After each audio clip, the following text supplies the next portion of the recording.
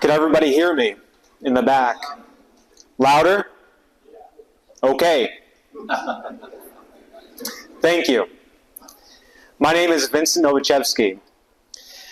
As Dr. Carter mentioned, I am one of the young men's team leaders here in Cincinnati. And I'm going to talk to you today about our fire outlook and how it conforms with the sow, grow, and multiply vision for the locality. So all of you, I imagine, are familiar with a fire, apostolate, formation, integration, recruiting, and economy.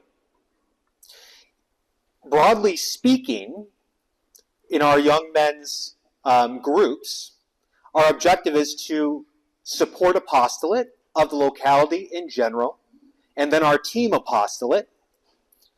In terms of formation, our focus this year is on discernment. And we try to quarterly emphasize with events that are geared specifically towards this objective. For integration, our emphasis is to make sure that we are connected with the greater men's section. And then in recruiting, we treat it as a search for the charism in other young people, young men in particular, in different pools around the locality. And also people who are receptive to having the charism nurtured within them, if they do not have it already.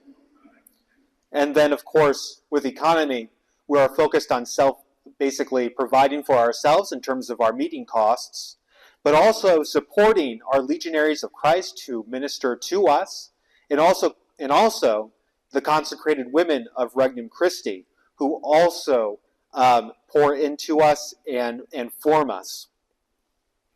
So our fire approach conforms to the broad vision of the locality, which is to sow, grow, and multiply.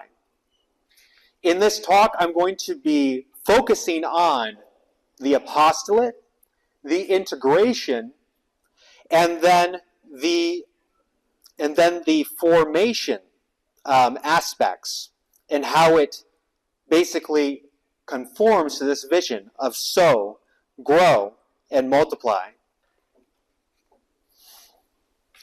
So first, I would like to just point out that this particular way of abstracting from the fire vision is not meant to distract from the reality that all its components are complexly interconnected. So, first of all, we have a focus on multiplying our young men's teams.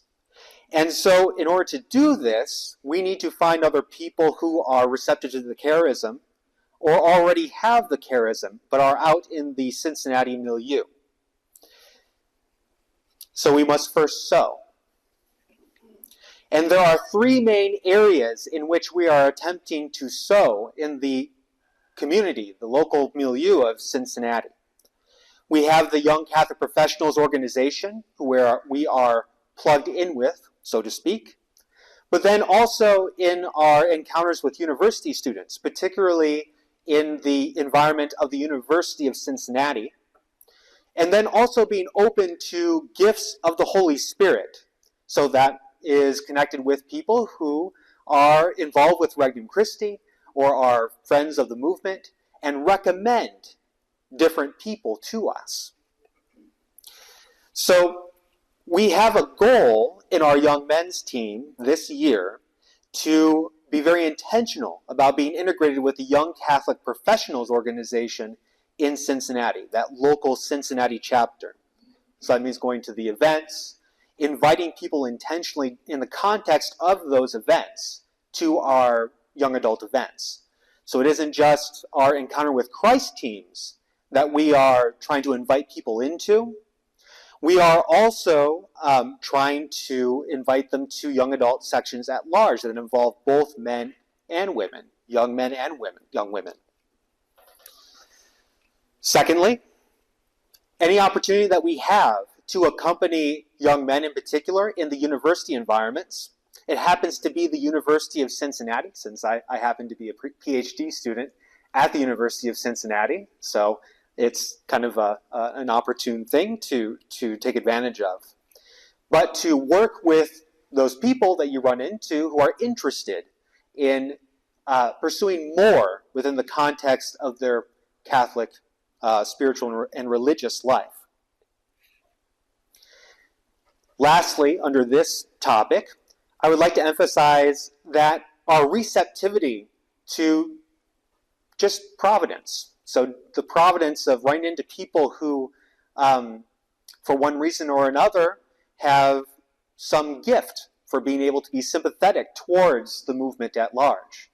I am thinking of one particular young man in particular who came to us this way and has become a very regular and contributing member of our Encounter with Christ teams. So accepting the gifts of providence are also part of our strategy, not just managing everything like a business, so to speak, for success, although having an organized apostolate is important, of course. So that is how we are approaching the concept of sow, with the end in sight of being able to multiply our young men's teams this year. The second way we are trying to really set people's hearts on fire this year is through the support of our apostolates, both the locality-specific apostolates and then our young men's teams apostolates. So first of all, we have an emphasis on supporting mission youth. And that means prioritizing, and as we have our Encounter with Christ meetings week after week, leading up to Good Friday and then Holy Saturday, we are always focused on driving the message. Why is it important to go out and have dramatic acts of collective witness to the faith? Why is this important? Make the intellectual case. And provide the young men with opportunities to step up as leaders in that environment. So that means getting young men involved as crosswalk leaders, getting them involved in planning some aspects of that event, which the locality has generously made available to us. We also, just last year, so that at the end of 2023, we also participated, a couple of us, in our first intercity mission for the two young men's groups that I've been a part of. And that was in Philadelphia. And so we got to go to the Kensington neighborhood. We got to pray outside of a famous, or an infamous, I should say, abortion clinic. And so that was an eye-opener. At least for me in particular, I had never been exposed to that sort of thing before. And we were able to bring that experience back to our Encounter with Christ teams and share with them I don't want to use the word value, but like the spiritual religious value of being able to get in there and have an opportunity to expand the heart. We also support the apostolates that the men's section in general have running. A good example would be supporting the 3 to Get Married program. So we have a fundraiser coming up on February 10th. And so we have participation already committed from our young men's teams to be involved with that. We also are becoming increasingly supportive of the ECYD program, in part through our involvement with Mission Youth, which ties into ECYD very tightly, but also with the localities apostolate at Camp River Ridge. And so as we grow in our support of that, in intention and in action, we increase in our ability to serve ECYD. In all of these aforementioned apostolates and our intentional support of these things, we remember the passage in the statutes on how communion is for mission and mission is for communion. So our apostolate focus serves as a key for discernment to the movement at large. But regardless of whatever the young men decide to do, whether it is to associate formally to the movement or to pursue other avenues for living the baptismal commitment, it helps us facilitate intentionally growth in the charism and showing what it means to belong to the movement. Lastly, the third main focus that we are driving at with our young men's teams is to keep a focus upon integration with the men's section, generally speaking. So, we have a shared goal of bringing a multi-generational character that can be easily seen to all of our men's sections events. This is very valuable because of the fact that that multi-generational presence and the fact of it allows for the real transfer of experience and wisdom between the men who have been working in the locality for quite some time in the context of the movement, and then us newcomers. This also permits the young men in particular a vision of the movement as not just an isolated thing. One of the main ways of distinguishing Regnum Christi, at least to people of college age or young professional age, is that it's not a 2 years and done kind of movement. This is something to which you belong to. It's an ecclesial movement, and it can turn into a kind of vocation that's lived for the rest of your life. And so the men's section in general gives an opportunity for people, young people, to see what that looks like. And that's important for driving formation, because this integration connects back to our formation, as does apostolate. Our actions in apostolate connect back to our formation. And it also contributes to discernment. So, how do we do this concretely? The front line for the integration between the young men's teams and the men's section at large is the once monthly evenings of reflection that are held here in the Our Lady of the Holy Spirit Center. And so we intentionally emphasize the importance in our team encounters with Christ and our other young adult events of the young men being present and prioritizing the evenings of reflection.